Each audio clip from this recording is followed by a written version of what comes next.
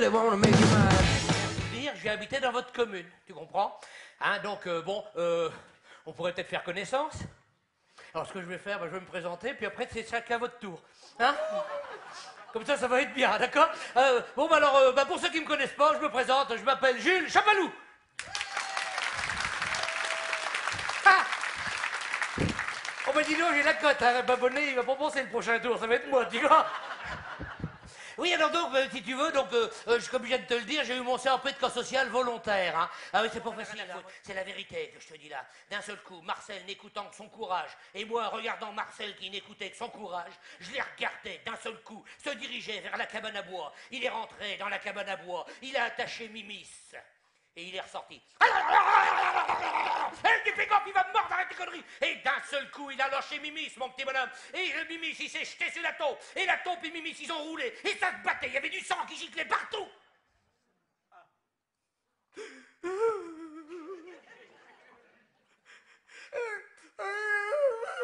La taupe, elle a bouffé Mimis. Je suis reparti avec ma secouette. Tu sais pas ce que c'est qu'une secouette, toi? Une voiture sans permis, ça te secoue, ça te secoue, ça te secoue. Ah bah faut éviter de partir avec l'envie de pisser, parce que je te garantis que... Ah bah ça tense, hein.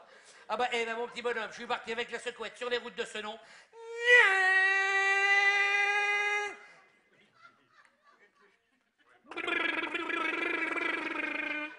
Ouais, bah rigole donc, je peux te dire que ça roule vite maintenant les secouettes. L'autre jour avec Marcel Furet, quand tu auras qu'à demander, tu me crois pas, j'en ai rien à foutre, c'est la vérité que je te dis là. On était avec Marcel Furet, et ben d'un seul coup, on est passé devant le radar, 52 km/h. Tu vois que ça roule quand même, hein. Ah bah on s'est fait flasher, hein. Les flics nous ont arrêtés, ils ont dit on va vous piquer le permis. Pff, on n'en a pas. Par contre, on leur a dit, dis donc les gars, si vous voulez nous donner la photo, parce qu'avec la cuite qu'on avait, je te garantis qu'on doit avoir les yeux rouges sur la photo, c'est sûr, hein. Oh, eh ben bon, là, on aurait pu l'avoir, là. Moi, quand l'autre a appuyé, je suis arrivé derrière, ping!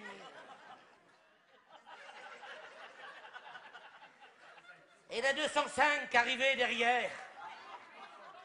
Ping! Ah bah ça y est, ben là, j'avais l'impression d'être dans un caddie. Oh, mais c'est pas du possible. Ah mais je suis coincé. Ah, t'aurais vu la BM, petit gars? Ah, petit gars. Rien. Ah bah la secouette, elle était secouée, hein. Là. Bon, moi je sais pas quoi dire, moi. Si, je peux vous raconter, parce que j'ai mon copain Marcel Furet, lui, il élève des chiens. Si, c'est vrai, il élève des chiens, il croise des corneaux pour en faire des pures races. Marseille, c'est pareil, Marseille, il va comme ça. Et il fait de l'élevage de chèvres aussi, tu verrais ça, c'est incroyable. Hein. Il élève des chèvres, mais incroyable. Et je te jure, il a des chèvres, elles ont toutes des noms. Et il en a une qui s'appelle Livréa. Si tu veux, c'est des chèvres qui dressent pour remplacer les chiens de chasse, tu vois.